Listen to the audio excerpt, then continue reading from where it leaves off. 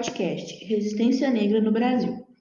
A resistência dos escravos foi uma resposta à escravidão que esteve presente no Brasil ao longo de mais de 300 anos.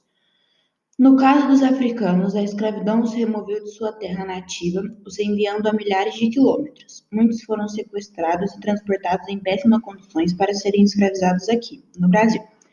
Eles faziam trabalhos domésticos e urbanos, mas principalmente nas lavouras, no cultivo de cana-de-açúcar e também nas minas. A resistência da escravidão por meio de revoltas não visava exclusivamente acabar com o regime da escravidão.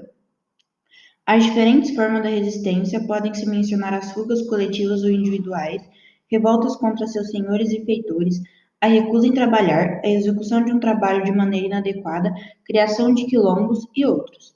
Entre os exemplos de revoltas violentas, pode-se mencionar uma que aconteceu na Bahia, em 1807. Os escravos que se rebelariam planejavam dominar a cidade de Salvador, além dos ataques contra a Igreja Católica e destruição de imagens de santos. Movimento Negro no Brasil. O movimento negro é um fenômeno utilizado em forma de diferentes organizações para reivindicar direitos para a população negra que sofre com racismo na sociedade. Como a maioria dos países onde os negros foram escravizados, sempre houve uma tentativa de mudar a situação aos quais estavam submetidos.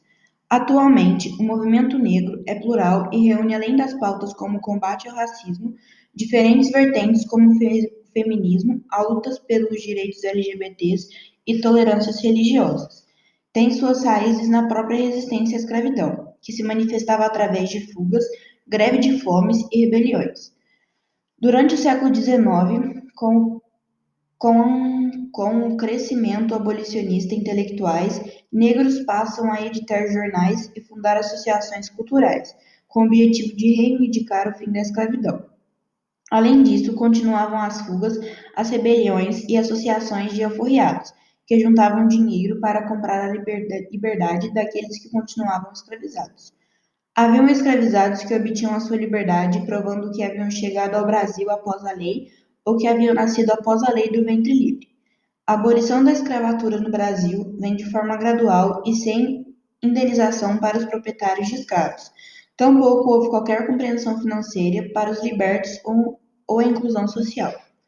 Zumbi dos Palmares. Zumbi nasceu no estado de Alagoas no ano de 1655. Foi um dos principais representantes da resistência negra à escravidão na época do Brasil colonial. Líder do Quilombo dos Palmares, comunidade livre formada por escravos fugitivos das fazendas.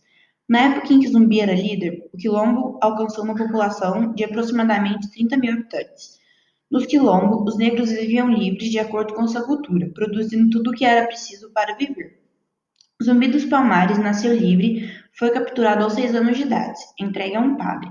E então foi batizado e ganhou o nome de Francisco. Aprendeu português e latim, ajudando as celebrações na missa, além do catecismo para seu batismo na fé católica. Aos 15 anos, voltou para viver no Quilombo. No ano de 1675, o Quilombo é atacado por portugueses. Zumbi ajuda na defesa e destaca-se como um grande guerreiro. Após uma batalha sangrenta, os soldados portugueses são obrigados a se retirarem para a cidade de Recife. 3 anos após o governador da província de Pernambuco, aproxima-se o líder Ganga Zumba para tentar um acordo. Zumbi coloca-se contra, pois não admitia a liberdade dos quilombolas enquanto os negros continuavam aprisionados. Com 25 anos, ele se torna líder do quilombo, comandando a resistência contra as tropas do governo. A comunidade cresce e se fortalece, obtendo várias vitórias contra os soldados portugueses. Ele mostrou grande habilidade no planejamento e organização dos quilombos, além da coragem e conhecimentos militares. E foi no ano de 1694 que o bandeirante Jorge Velho organiza um ataque ao quilombo. Foi uma batalha intensa que destruiu a cerca dos Macacos, capital dos Palmares. Zumbi ferido consegue fugir, porém é traído por um antigo companheiro e entregue às tropas dos bandeirantes. Com a morte de Zumbi, surgiu a teoria falando que ele havia cometido suicídio, mas a verdade é que ele morreu por ser entregue aos bandeirantes. Teve sua mão cortada e sua cabeça decepada, onde ficou em exposição em praça pública. A sua história carrega uma polêmica. Ele possuía escravo? Na verdade, Palmares possuía escravos, mas eram escravos esporádicos. Eles eram tratados de maneiras diferentes e não como mercadorias, eram escravos temporários, pois depois de algum tempo eles recebiam sua alforria. Zumbi se tornou um grande símbolo de resistência em determinados grupos políticos. Essa aproximação, essa apropriação de sua história fez com que o dia da resistência de sua morte se tornasse o Dia da Consciência Negra.